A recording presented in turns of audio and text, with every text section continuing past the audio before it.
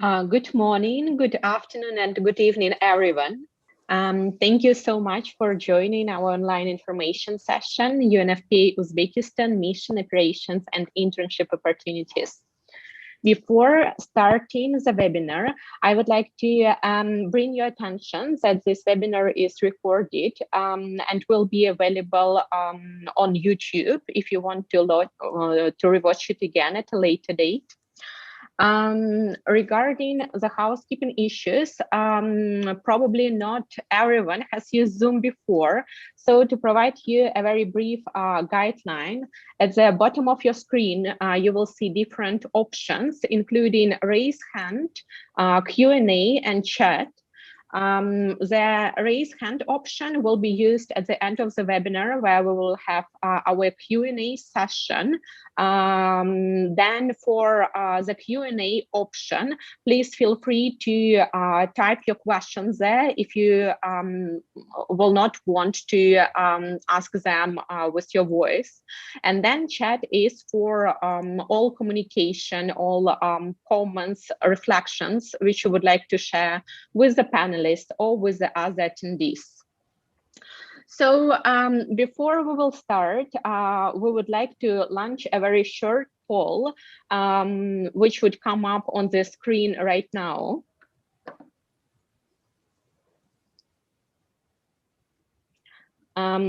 Please answer the questions to the best of your knowledge.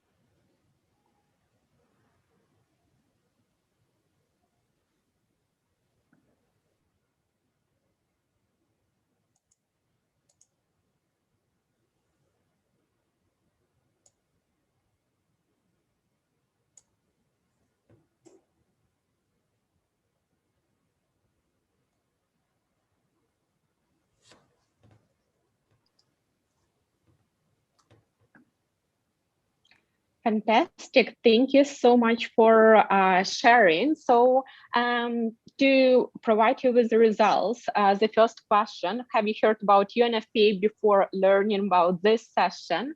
It's fantastic that the majority of our attendees did hear about Unfpa. So 78% actually came across Unfpa and our work. And then no or just a little, we have 25%. So hopefully this webinar would provide you more insights on our agency and our work. And the second question, what interests you most in today's webinar? So our leading response is explore internship opportunities. And I'm personally very happy to see such an interest in internships at Unfpa.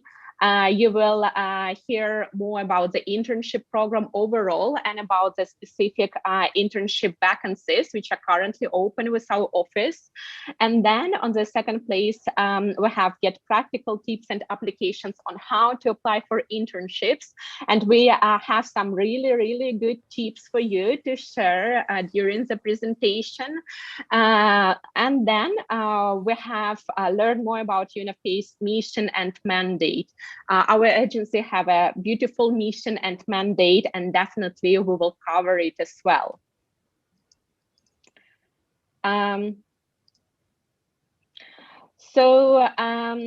Then if we'll go to the next slide, I will let you know about our agenda for today. So we'll start with a brief introduction of our speakers, followed by opening remarks from Yuyu, who is a representative of Unfpa Uzbekistan country office and the director of Tajikistan country office. Then we would proceed with helping you learn more about Unfpa, our work on a global scale and in Uzbekistan in particular. After that, I will present you our internship program, our general requirements, and the position, which is currently open and is accepting applications starting from today. Lastly, during the presentation, you will outline some tips, some recommendations on how you can best prepare yourself for the selection process for the internship, which is highly competitive. After the presentation, we would proceed with panel discussion and Q&A. During the panel discussion, we will discuss the questions which you have submitted at the time of the registration for the webinar. And then we will have a more interactive Q&A session where you will be able to ask your questions. For the Q&A, you may post your questions in the Q&A chat in Zoom starting from now on, or we will give you an opportunity to raise a hand and ask your questions directly to the speakers during the Q&A session. And then the webinar would be ended with closing remarks and some useful links provided by you. Thank you. Next slide, please. To introduce our amazing panelists today, I would like first to give the floor to Yu. All right, thank you so much. A very good morning, afternoon, and evening to you all young people. It's really a great opportunity and a pleasure to have an open dialogue with all of you and the future of Uzbekistan and the globe. And thank you so much for your interest in the internship program of Unhpa Uzbekistan. I also hope the exchange today with Unhpa team in Uzbekistan will be a good moment in your life and may plant a little tree, for your future endeavor, especially your aspiration to work for the United Nations, including Unhpa, to the delivery of the sustainable and development goals. As we see, the world is at its crossroad. The planet Earth needs to be healed. The humanity needs to be reserved.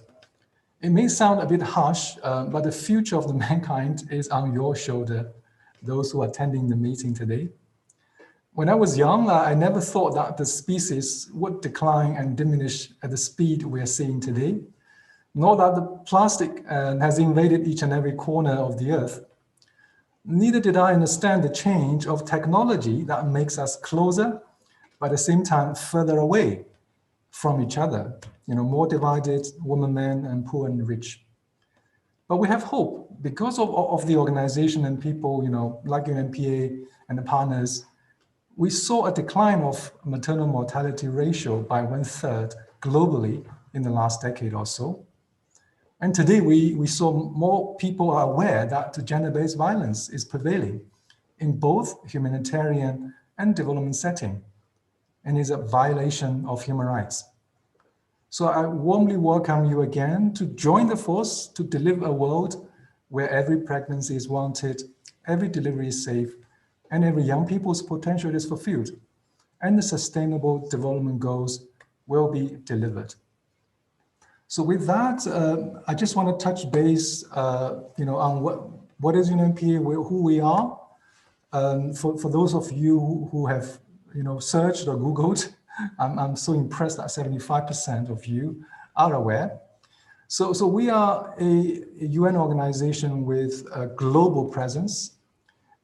We have a talented and committed team of more than 2,000 people globally everywhere. And we're actually representing over 150 different nationalities as the Unhpa global team. And we have presence on the ground, improving lives in more than 150 countries. More specifically, actually, as we speak today, we have presence in 155 countries, territories, and other areas. So with that, I pass the floor back to Alexandra. Is that all right? Thank you. Thank you so much, Yu. Now I would like to give the floor to our other panelists to briefly introduce yourself. So Kamal, could you please give a brief overview in 2-3 sentences about your role at Unfpa and your prior background? Yes, good morning, afternoon, evening, participants. I am very glad to meet with you in this our meeting. My name is Kamal and I am an assistant representative of Unfpa in Uzbekistan. And my role here is program development and management. So I focus on program. And then we will also have a brief discussion of what we actually do in the program. Before joining Unfpa, I worked at the UN Resident Coordinator's Office, and before that at United Nations Development Program. So it's another UN agency. And then before that, I worked for about 8 years at the Ministry of Economy of Uzbekistan. So I have a finance and economics background. And nice to meet you again. Back to you, Alexandra. Thank you so much, Kamal Khan. Now I pass the floor to Nargiza for a brief introduction. Hello to everyone. I'm really excited to participate in such a good meeting, to see so many names and so many young people who are interested to work in Unfpa, and it's really great. It's really good. My name is Nargiza, and I'm working as a sexual reproductive health and rights program analyst for Unfpa Uzbekistan. My background is medical. I'm obstetrician gynecologist with a second master degree in public health, and with more than 20 years of the working experience for children and for mothers of Uzbekistan. So we can talk about this later, but I just say that I'm responsible for the sexual reproductive health and rights program for adolescent health, and for all work we do with the Ministry of Health and other ministries to improve the life of mothers, pregnant, those who are in deliveries, who just delivered, and who expected the pregnancy. We'll be happy to answer the question. Thank you. Thank you so much, Nargiza. And now I pass the floor to Delora. Yes, hello to everyone. Nice to be in this meeting. My name is Delora Ganieva. I'm program analyst on gender issues, covering the gender component of our Unfpa program. So just a little bit of myself. I started my working experience immediately after completion of secondary school, and I have a vast of experience working at government institutions, foreign business areas, and the most expensive one is in international development. And it was with Unfpa actually for a long period, but in a different positions. So with the latest one as a gender specialist starting from last year.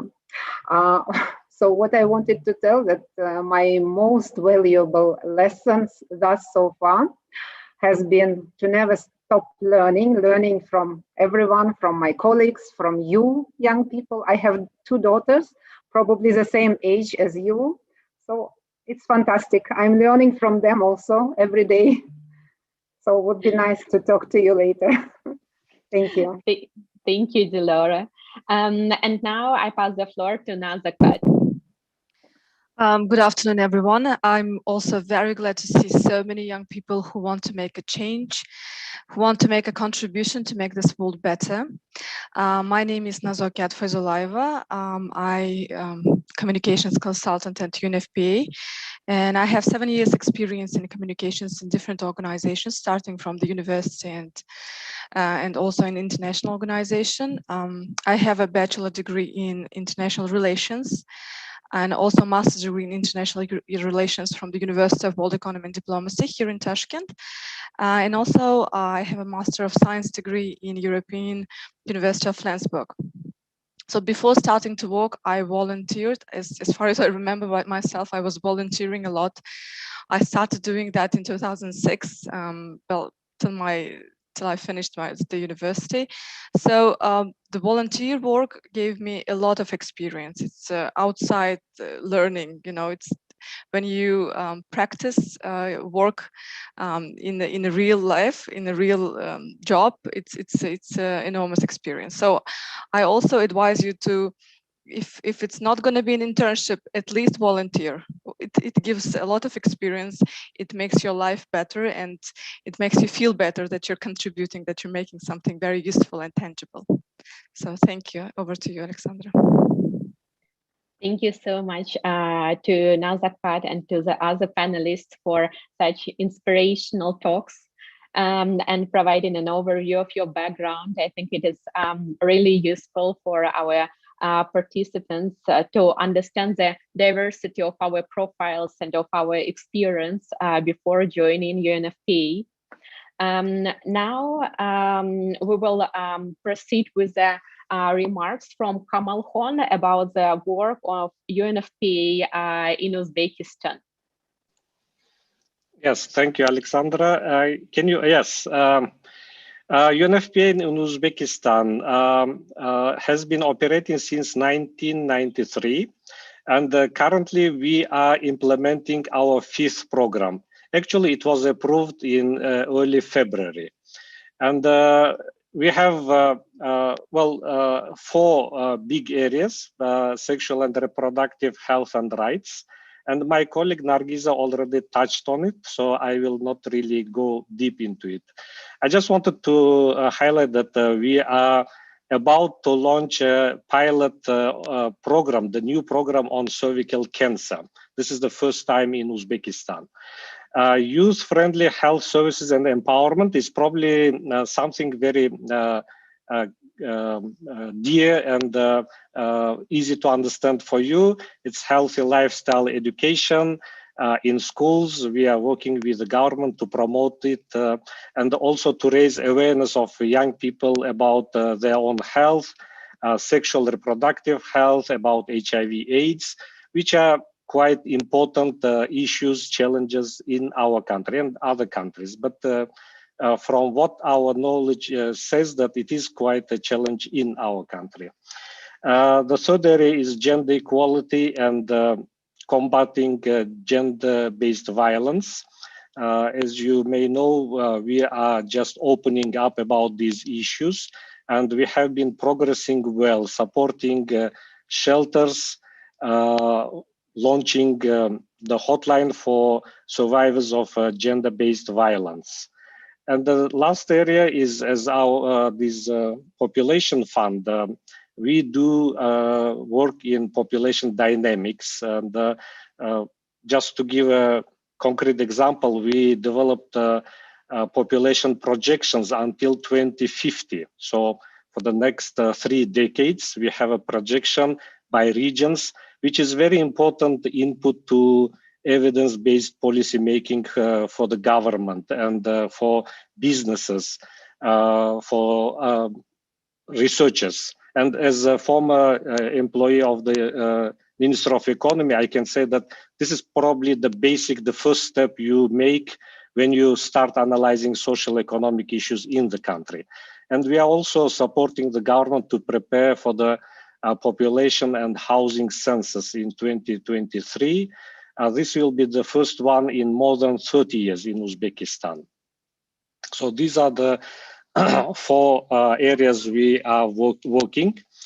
I also wanted to maybe just to explain a bit more how do we work and why this is important. So in these mandate areas, we analyze the situation and identify gaps in the country.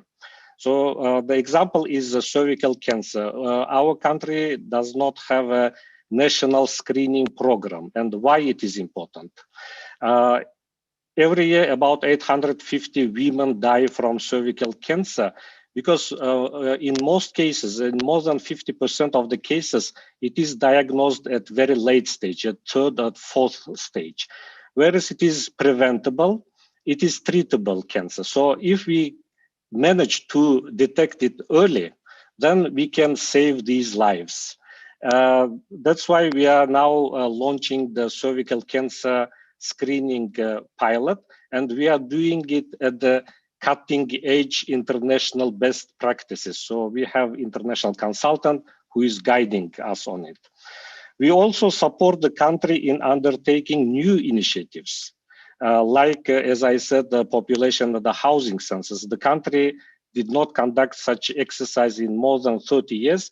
And you can imagine that there is no very weak capacity how to organize such a large scale exercise. And we as UNFPA bring in the best international experts. We understand ourselves the census process and help the government to prepare, conduct, and analyze its results. We also develop and implement innovative solutions to challenges we identify. During COVID, we discovered that gender-based violence increased many times. Our initial analysis has shown that it increased 5 times in some cases because, you know, these hotlines started receiving 5 times more calls. So and then we identified that there is no information, the steady flow of information to survivors of GBV. For that reason, we launched the No to Violence channel in Telegram social media platform so that we disseminate this critical information. And then lastly, I wanted to also emphasize that we develop new projects and very importantly, mobilize resources to help the country to overcome these challenges. And just to give you an example, we mobilized more than $2 million to the RLC projects in different areas. It's health, also gender. So we do the resource mobilization for the country also. And all of this requires deep knowledge, high dedication from our staff to the issues we are pursuing, and experience working with government, non-government institutions, and international organizations. And I would say also excellent project development and management skills, because we have to demonstrate results, measurable and time-bound results to our donors, to our national partners. So in a nutshell, we probably, I could say that we act as advisors, as knowledge brokers for our national partners. And these include the government, civil society organizations, think tanks, researchers, activists. So there's a broad range of partners we are working with.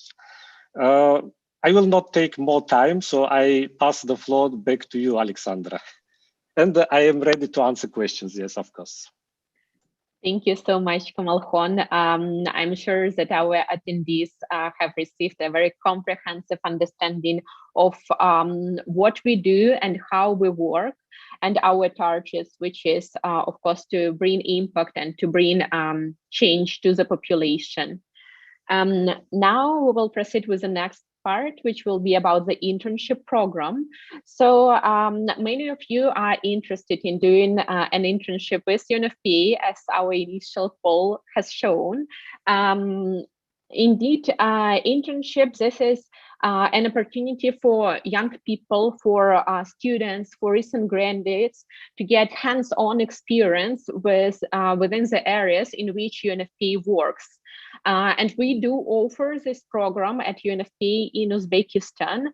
We offer a small group of students the opportunity to get direct exposure at Unfpa operations and get practical experience and an opportunity to contribute to the impact in which Unfpa, in the areas in which Unfpa operates.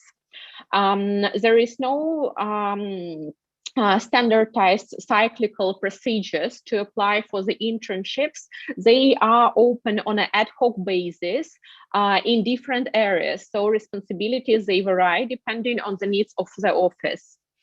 We have created an internship mailing list. The link is available here, and you can also scan the QR code to join this mailing list.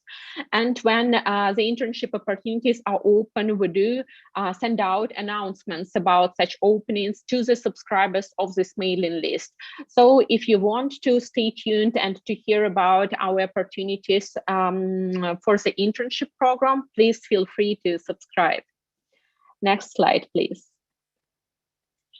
In terms of general requirements and terms, the typical length of the internship is 5-6 months, and you will be expected to work full-time, so 35-40 hours per week.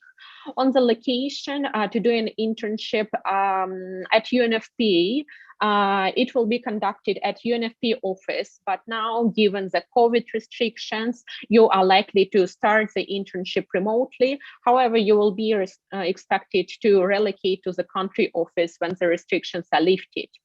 On the financial aspects, please note that interns, they do not receive a salary or any other form of remuneration from Unfpa. However, you may look for funding opportunities from the third parties, which means your university, your government, different foundations, or specific scholarship program. Lastly, if you are not financially supported by university government scholarship program, Unfpa will grant a stipend. The amount of this stipend varies from one country to another. For Uzbekistan, for example, this is $227 per month. In terms of requirements, so to do an internship, you must have the following education credentials. You should be currently enrolled in a master's program or any other postgraduate program such as PhD, or you should be in the final year of a bachelor's degree program. For example, if you are currently an undergraduate student and you are in your fourth year out of 4, then you're eligible to apply. However, if you are on the third year of a 4-year undergraduate program, you will be able to apply next year. Or you have graduated from a degree program, bachelor's degree, master's degree, PhD degree less than 1 year ago. So this is a hard requirement, and please keep in mind, keep this requirement in mind when you would be applying for the internships. The second requirement is to be fluent in English language, but also local language of the country office in which you conduct the internship. On the work experience, it is not required. There are no expectations of prior work experience for the interns. However, if you have previously engaged in internships or volunteering, it would definitely be an asset for your application. Last but definitely not least, you should have a keen interest in the work of Unfpa, and you should have the ability to interact with individuals of different backgrounds, because we are a multicultural organization. The selection process normally consists of 3 stages. The first stage is the application, where you submit your CV or resume and your cover letter expressing your interest in the position. The second one is a short written test, where you will ask to share your thoughts, your ideas on a certain topic. And last is the interview. Interviews are normally held in competency-based format. Next slide, please.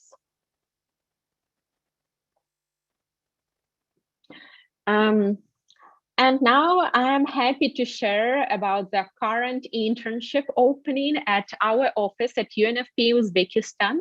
Currently, we accept applications for communication and marketing internship. So that would be a 5 or 6 months internship, which would start from March to July 2021. We are flexible with the dates, and you will be able to choose the date which is the most appealing for you. So any date within March to July 2021 is the starting date for the internship. As I mentioned before, you will be expected to work 35-40 hours per week. It is very likely that you would initially start working remotely due to the COVID restrictions. However, then when the restrictions are lifted, you will be expected to work physically at Unfpa office, which is in Tashkent. On the requirements, we expect candidates for this internship to have a relevant degree, meaning a degree in international relations, international development, political affairs, journalism, communications, marketing, or business and management, or any similar discipline. Then you would need to be fluent in English and also have a working proficiency either in Russian or in Uzbek or in both of these languages. Prior experience is not required, again, but if you have previously engaged in communications and marketing internships or volunteering, it would be an advantage. And again, you would need to have an interest in contributing to the work of Unfpa in Uzbekistan and to contributing to the impact in the areas in which we operate. So what would be the responsibilities? Mainly, you will be responsible for supporting the development and implementation of our communication strategy. So your goal will be to help us to reach greater visibility of Unfpa on a local and global scale, and to engage our audience in a more efficient way. In this regards, we look forward to expanding our audience among youth. So we believe having a young and aspiring professional in the office will be well in line with this target. The deadline to apply is Thursday, 4th of March, end of the day Tashkent time. And here is the link where you can access the full description of the vacancy. Next slide, please. And now I will pass the floor to Yu to share some tips on how to prepare for the selection stages for the internship.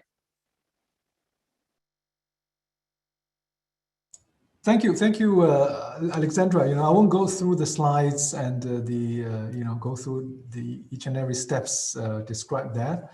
Perhaps just to share one or two messages to all of you who are interested in the internship in Unhpa Uzbekistan office.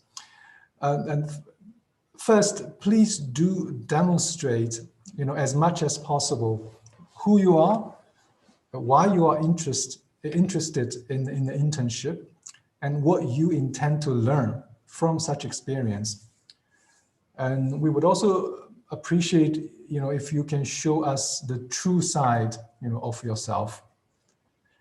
And the second message is that please take note, we would like to co-create a win-win experience between the office and young people, here. So while we are providing learning opportunities for you, we would appreciate your contribution, to the mandate of Unhpa in Uzbekistan, especially bringing the voice of young people. I think that's very, very important. And then, of course, as showed on the screen, the preparation of CVs and letters and participation in the tests as well as interviews. Please please be prepared for all these processes and show us, who you are. Thank you. Over. Thank you so much, Yu, for this very practical tips. And now we move on to the next part of our presentation, which is panel discussion and Q&A. Before starting the panel discussion, we would like to take a group picture. So our dear panelists, if you may please smile in the camera, it would give us an opportunity to take a beautiful screenshot. Thank you.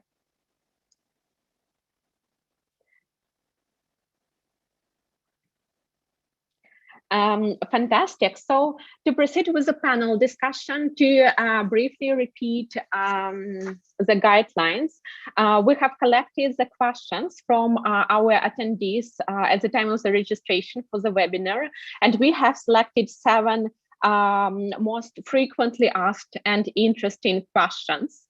I will now announce these questions and give the floor to one of our panelists to respond to that question.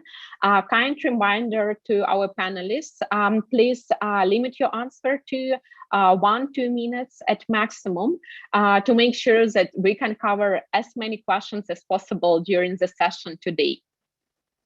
So the first question is, and it will be directed to Kamal. Could you please tell us how is UNFPA different from the other United Nations agencies? Okay, thank you. That's an interesting question. I would first say that we share similarities more than differences. Our DNA is the same, and our systems are very similar. So if I would pick one aspect which would unite us all, I would say it is a human rights-based approach. So all UN agencies, funds, and programs look at their mandate areas through the lens of human rights. So this is, I wanted to emphasize that we are very similar across the board. But yes, we are also different. And the main difference is the mandate areas are different. So UNFPA is a sexual and reproductive health agency of UN, as Mr. Yu already noted. And then that's puts us in a very different category than other UN agencies. Others have their own mandate areas. And then we also work in population and development, and we are the main UN agency which supports countries in population projections, in preparation to population and housing censuses. There are also areas where we do together. So our mandate areas are similar to others, like gender. So there is a UN Women, there is a UN Development Program, so and the others. So we also work together in those areas, but we do have our own focus areas within these broader categories. So this is the main difference I see. I hope I answered your question. Thank you, Kamal Khan. Great to hear your reflections from your experience across different agencies. My next question would be directed to Yu. Could you please tell us what are the future employment opportunities after the internship, and how can young people become staff at UNFPA in the future? Okay, thank you for the question. I have to start by saying that internship is just a learning experience. So we offer an experience that you learn and you grow your competency, you accumulate more experience in the area that you are interested. It does not buy you a ticket to the organization like UNFPA or any other organization. I think that has to be made very clear. To become a staff member of UNFPA or any other UN agencies, for us, we're competency-based, so you do need to have a number of years of experiences, depends on the category of the post. There are general service staff, there are professional staff, there are different levels, G, 1 to 7, and officer from NOA to NOD, even NOE, requires different years of experiences as well as, the competencies, of the candidates. So there's no direct passage from an internship into a UN organization. Therefore, it's important for you to start accumulating hands-on and relevant experiences working with other organizations, be it a NGO, civil society organizations, or the government. At the same time, there are other categories of the staff in the UN agencies that you can look into. Some of the countries sponsor like a junior program officer position, to work in the United Nations to accumulate more experience in the program. There's also a UN volunteer that you can apply especially the youth UN volunteer that's sponsored by certain countries that you can consider. So in a nutshell, you do need to acquire adequate enough experience before you are able to or be eligible to apply for UN position and become a UN staff. I hope I kind of answered the question. Thank you. Over. Thank you so much for your answer, Yu. My next question would be directed to Nazakat, and it is well in line with the area of our current internship opening. So Nazakat, could you please tell our attendees what do communication specialists actually do at Unfpa? Thank you very much. This is a very good question. And I will start by saying that to be a good communication specialist, a person must possess good communication skills. I don't think that introverts could become a good specialist in communications. And also one must love to work with and talk to different people, not to be, how to say, a misanthrope, accept the diversity. So in general, the communication specialist is responsible for building and maintaining relationship between the organization they represent and the outside world. So they have to manage organizations. External reputation is which is the most important thing for any organization. Any organization's most important asset is reputation. So if you damage that, you can say goodbye to your growth plans and any collaboration with partners. So at Unfp in particular, communication specialist serves as a focal point for Unfp and public relations initiatives, and communications serve to strengthen further support from partners and secure substantial coverage for Unfpa's work in the country. So basically, communication specialist at Unfpa maintains relationship with key national and international partners to strengthen the overall effectiveness of the organization's public information activities.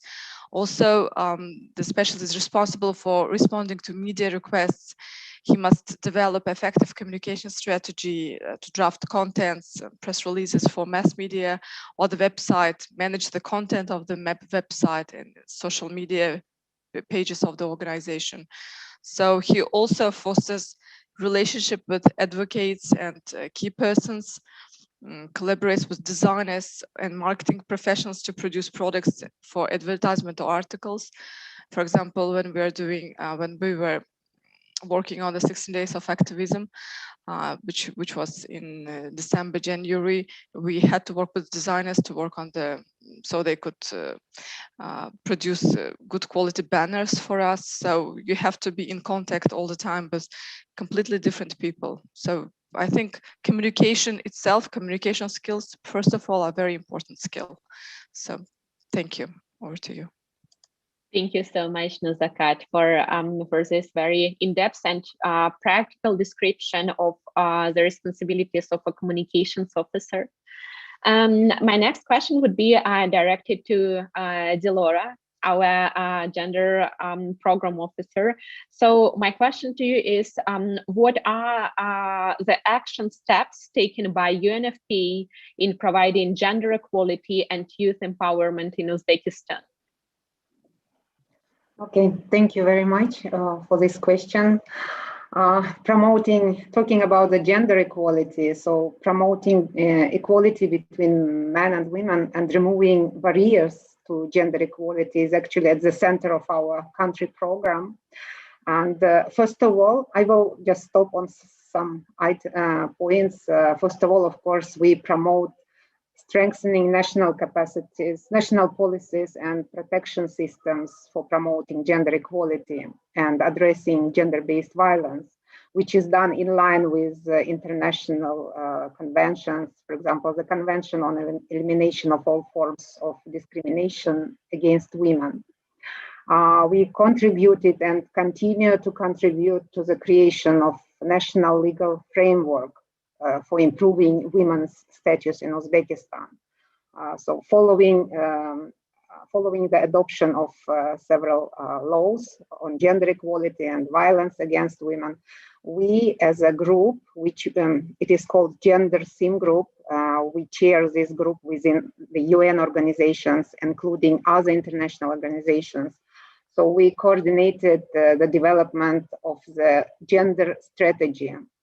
And we hope to see the first ever national gender strategy, which will be fully implemented, hopefully, adopted and further implemented. Talking about prevention of GBV, one of the latest actions which we took, it was supporting the development of multi-sectorial response services for survivors, for GBV survivors. So we are working jointly in close collaboration with our government organizations like the Senate, the Commission on Gender Equality of the Senate, chaired by the chairperson of the Senate. And we work quite with a number of other ministries like Ministry of Internal Affairs, Ministry of Health. So we developed this national standard operating procedures and it will ensure coordinated multi-sectoral response to gender-based violence. Also, we have good partnership with the NGO sector, which ensures us.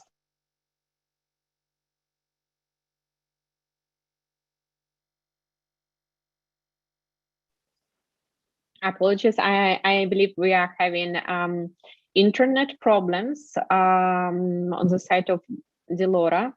While the problems are being fixed, I would like to direct the next question to Nargiza. Nargiza, could you please share what expectations do young professionals need to build a career at the United Nations? Is a master's degree mandatory to build such career? Thank you for the question. It's a really vital question needed for everyone who starts their working experience and career. I just wanted to say that within UN, there is a plenty of different positions and different professional knowledge is required. Some positions might require only a bachelor degree or less. Others might require the master degree and PhD or other professional skills. Some positions may require only a bachelor degree, but combined with a number of working experience, number of years of relevant experience.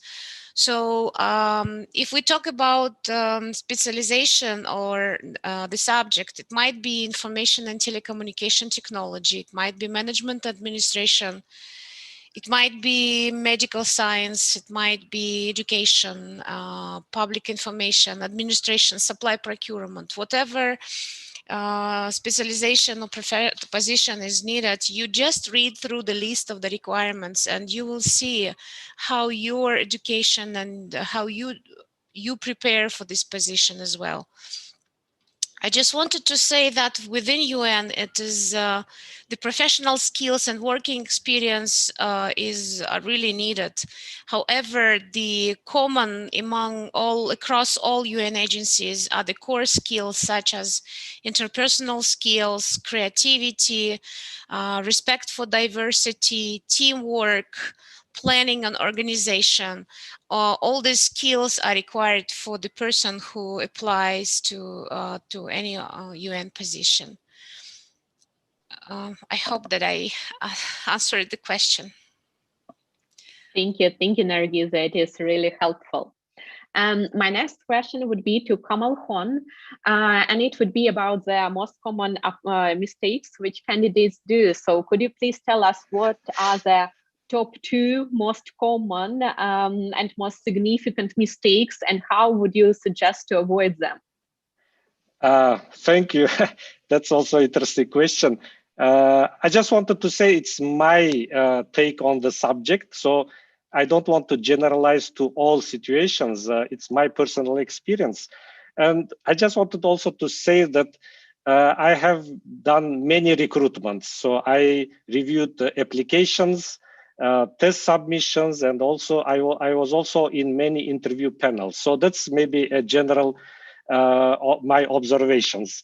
And I would like to say about top 4, but very quickly. The first one is sometimes people do not seem to read carefully the terms of reference job description.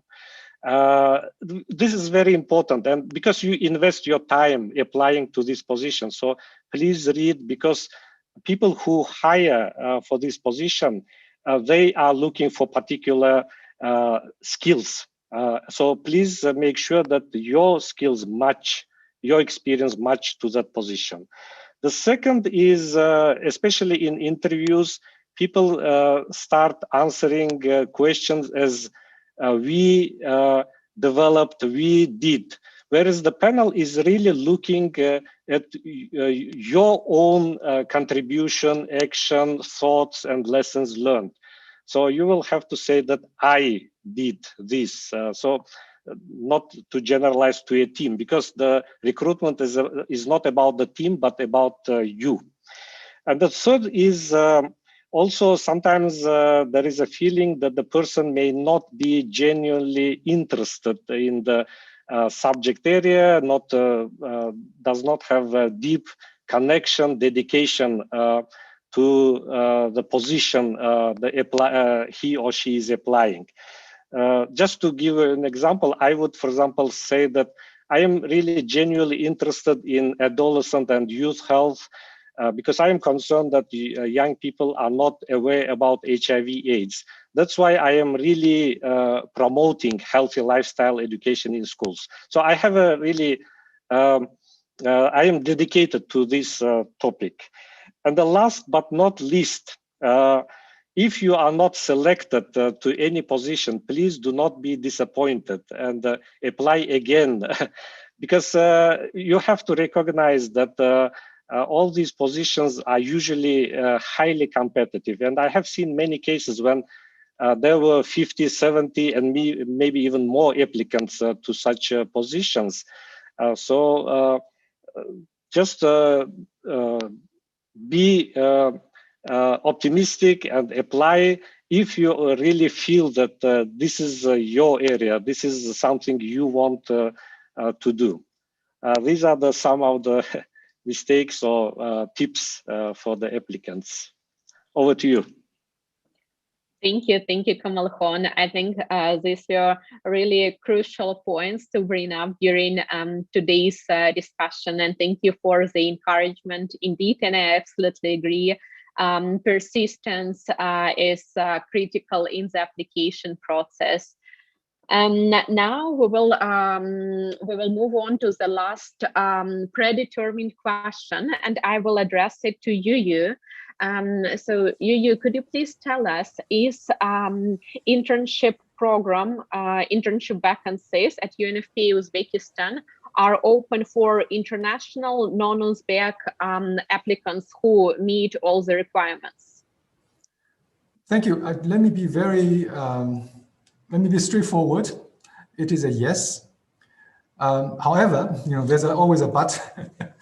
For logistic reasons, we would really expect eventually you will be able to reside in, you are present in Uzbekistan, especially when the office reopens, in terms of face-to-face operation. So yes, with a expectation. Over. Thank you, Yu. Great. Now we are moving on to a more interactive Q&A session. So, dear participants, first of all, thank you for posting your questions in the Q&A section. There are some very interesting questions from our attendees. Now, if you would like to ask a question with your voice or with your audio, please feel free to raise your hand and we will give the floor to you. Or if you do not feel comfortable with that, please feel free to post questions in the Q&A chat. And we will go one by one. So one question asked through the audio, one question asked through the Q&A option in written form.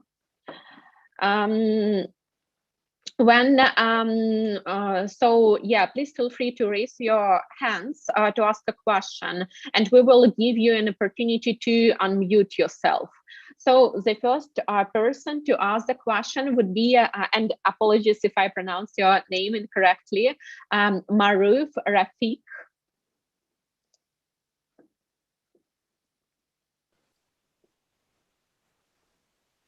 Hello. Yeah, Maruf, we can hear you. Okay.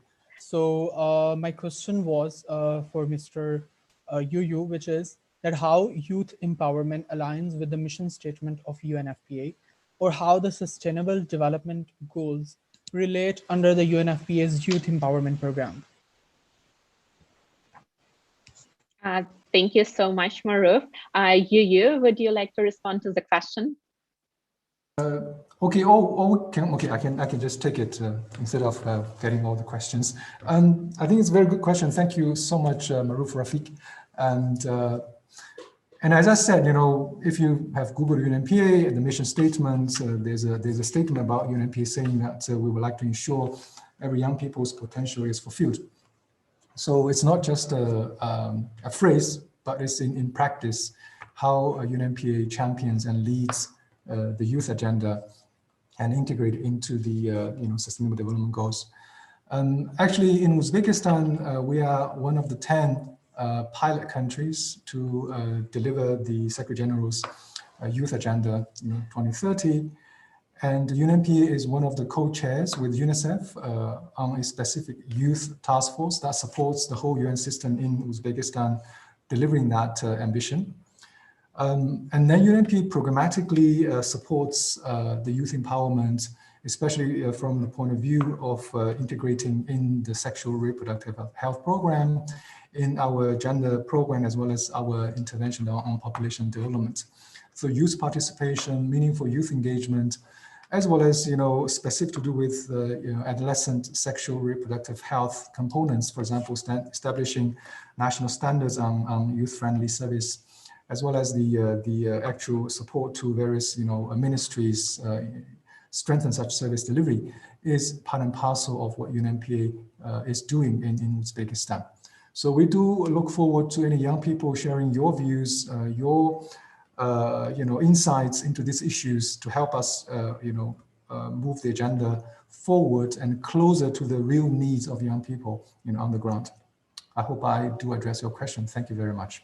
Yeah, thank you so much, Mr. Yu. You have very elaborately covered the question. My next question is with Mr. Kamal Khan, which is... excuse me, sorry, Maruf, excuse me for interrupting. Let's do one by one questions, and we will give you the floor in the next round, if that is okay. Sure. Yes, thank you. So as I promised, our next question will come from the written Q&A chat, and there is a question posted anonymously, thanking us for such an interesting webinar. We really appreciate that you find it interesting and appealing. Thank you. And the question is, how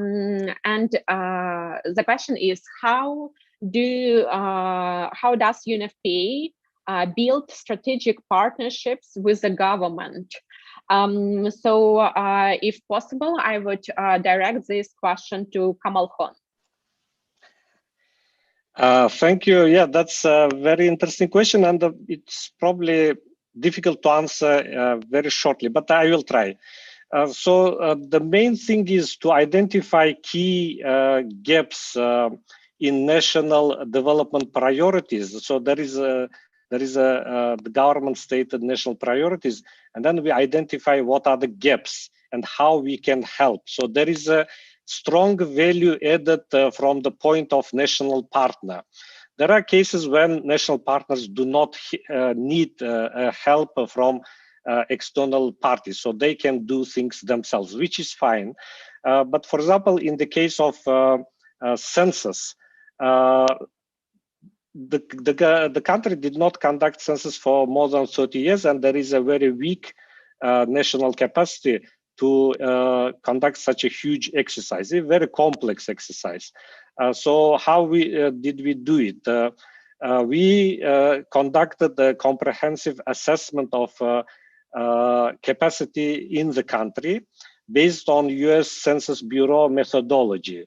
So there is already a first step when the government partners saw in a very structured way where the key gaps they need to address to successfully conduct such a big complex exercise. And then it leads to partnership because the government partners see that we can help them.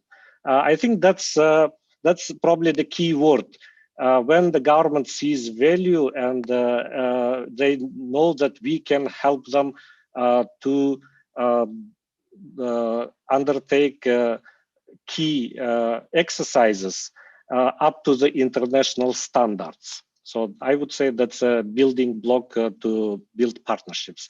And of course, we also need resources. So we mobilize resources. We do have our own resources, but we also bring resources from other partners. So in case of census, we developed a project proposal, and then the government of Switzerland, and then UN High Commissioner for Refugees, and the government of Russia through regional program in Istanbul, they provided financial support to such exercise. So that's a package we can provide to our national partners. And that's not limited. I just wanted to emphasize that our partnerships are not limited to the government only. Civil society, think tanks are also our key partners. Over to you. Thank you so much, Kamal Khan, for your detailed response to this question. So now we will proceed with the question. So if you have a question, feel free to raise your hand. And now I think we can give the floor again to Maruf to ask your second question. Thank you, Alexandra. My next question is with Mr. Kamal Khan, and in his slide, he has shared the policy agendas, which include that UNFPA, their mission statement also includes strengthening advocacy capacity of youth and greater participation in policy dialogue. So for the country program that runs from 2021 to 2025, how UNFPA plan to do this in future?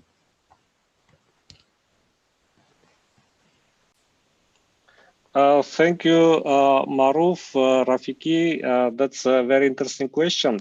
There are several mechanisms in Uzbekistan through which we support youth participation so that youth have knowledge, are empowered, are motivated to speak. So one of them is the youth parliament supported, established by the government. We also, well, that's, I will not go deep into the topic, but just to note that the youth parliament represents, it was elected in all regions. So there are regional branches, and then there is a national branch. And then we provide our knowledge and facilitate dialogue on our mandate areas. So not on all issues, but in our mandate areas, so mainly on sexual and reproductive health.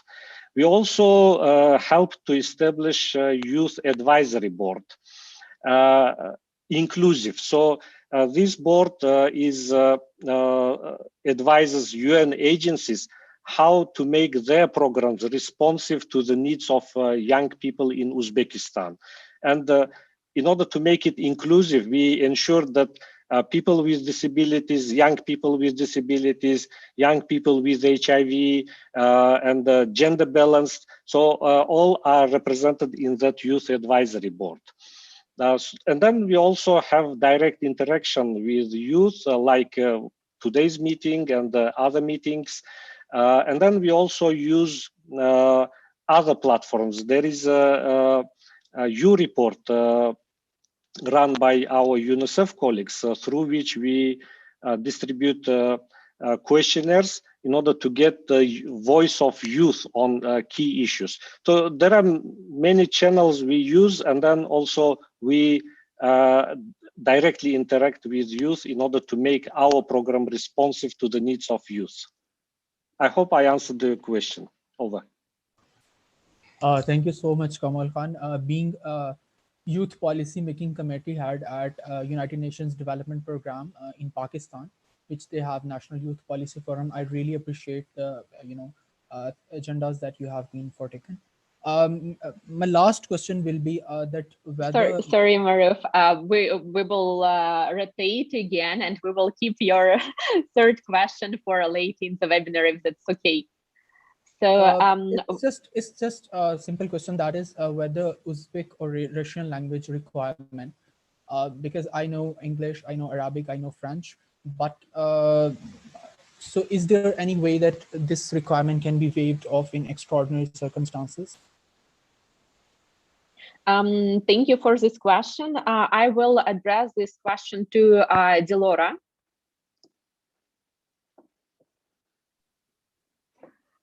Based on the guidelines, I think, of the internship, which are standard for, I think, all the Unfpa offices, I guess the English is a must, and knowledge of the languages, like in our case, Uzbek and Russian, is an asset.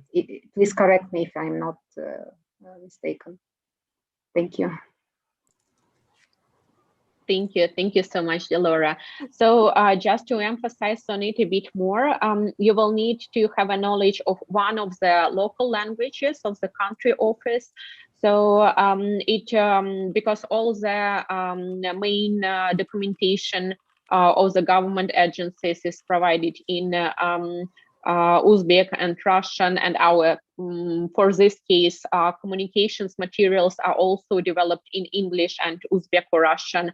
It will be necessary to have the knowledge of this language for this particular internship. However, the requirements vary, and again, read carefully the job openings, and you will be able to understand if this is a hard requirement or is it one of the desirable credentials which we expect from the candidates. Great. We will move on with the question from Inna Biznosova. Inna, please feel free to unmute yourself and ask your question. Yes. Can you hear me? Yes, we can hear you. Okay. First of all, thank you so much for the discussion. It is extremely interesting. So my question is quite connected with the previous one. So how do you think the agendas of the projects for achieving the Unfpa goals here in Uzbekistan need to be altered for the customs and of local traditions, like of conservative societies, especially when it comes to women empowerment? There is some religious obstacles and conservatives like knowledges and local customs that are really hard to alter. So how do you think the agenda should be, changed, or maybe somehow, I don't know, if you have a plan, of course. It's a hard question, but it's just interesting. Thank you. Thank you, Ines. This is a very interesting question. I believe the best person to address this question would be Delora. Yes, thank you so much. Thank you for your question, Ina.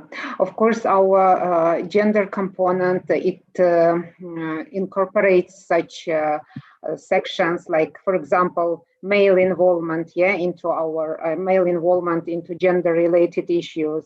Also, some activities related to combating some stereotypes, eliminating some stereotypes and social norms.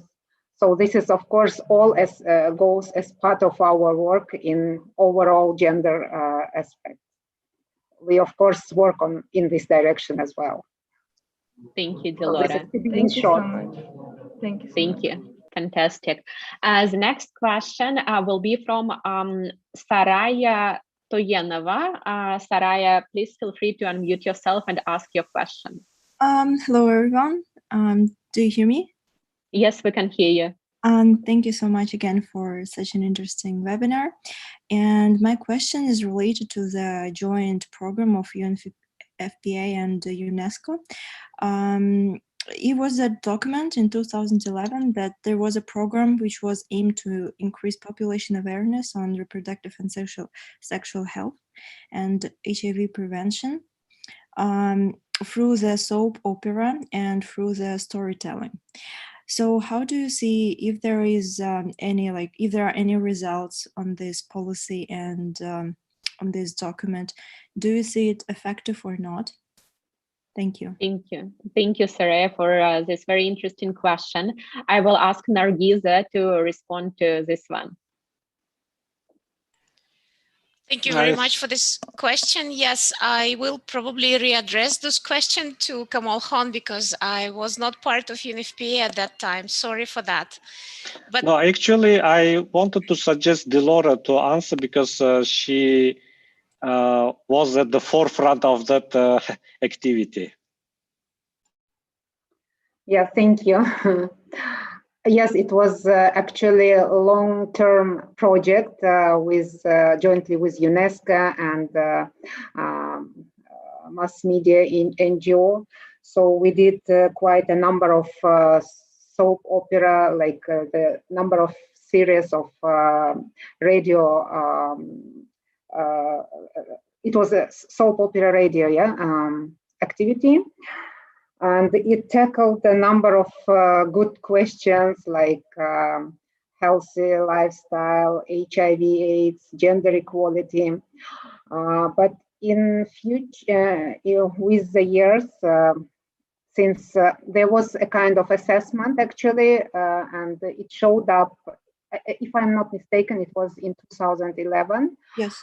It showed up, the results showed up quite big interest among the especially rural population, but with the development, with this digitalization and with the usage of these devices, gadgets, and internet connection, the interest was coming down in the radio serials. So that's why it was, I think from our side, the support was a bit suspended, but as far as I know, UNESCO is still continuing this activity, this project. But you're right, communication which could cover the whole country is very much important, especially on this kind of issues, as you mentioned. And we are trying to substitute and to find other ways of advocacy and information sharing with young people especially. We are introducing this peer-to-peer, like direct trainings for the girls, and hopefully it will be scaled up to such training among boys as well. So yeah, I see. Thank you so much, Delora. Because I have asked this question as this was a really interesting practice. I've researched it, and it was in Brazil. There was this like similar project, and they were educating women through the soap opera. And so, because based on this policy, I was interested, how do you see what is the impact of your policies, and how do you affect this women, for example, who are in a vulnerable position, who are maybe non-educated or who are living in the rural areas, and maybe who are very young and unexperienced, and who don't have even access to the internet, as I'm interested in the youth education and empowerment of women. So this question really intrigues me, and I was going to ask you. So thank you so much. Thank you, Saraya, for this very interesting and we are now close to the end of the session, but before passing the floor to you for the final comments, I wanted to share with you that the presentation slides which we used today, they will be disseminated among the attendees who registered for our webinar for your information. And also we will also send out a survey to gather your feedback on this webinar. Again, after the session, we will really appreciate if you will take 30 seconds to 1 minute to fill in this survey. It's very brief, and your feedback will be very, very appreciated. And now, if we can change to the next slide, please. I will pass the floor to you for the closing remarks and for sharing some useful links with our attendees. Thank you so much. I thank each and every one of you here, young people, really exciting exchange of knowledge and wisdom and aspiration. I'm more excited to welcome all of you to Unhpa than we started, the webinar today, because I heard so many sharp questions, and I can sense the deep understanding, on the subject, the kind of research you have, done in preparing for this conversation, and your passion on the subject, for the good of the society and for the rights of people. So I really, really look forward to collaborate and work together on many of these things you mentioned, and I look forward to your application. And I think there's information here on the screen. I believe this will be shared in the public as well, so you will receive a copy and see where to apply. And yeah, so with that, I thank you so much for your time and given to us to listen to you and to hear from you, your aspiration and your advice and your insight. That motivates us much more to do much better, for the benefits for each and every one, in Uzbekistan, and to realize human rights and achieve universal access to sexual reproductive health and rights. Thank you so much.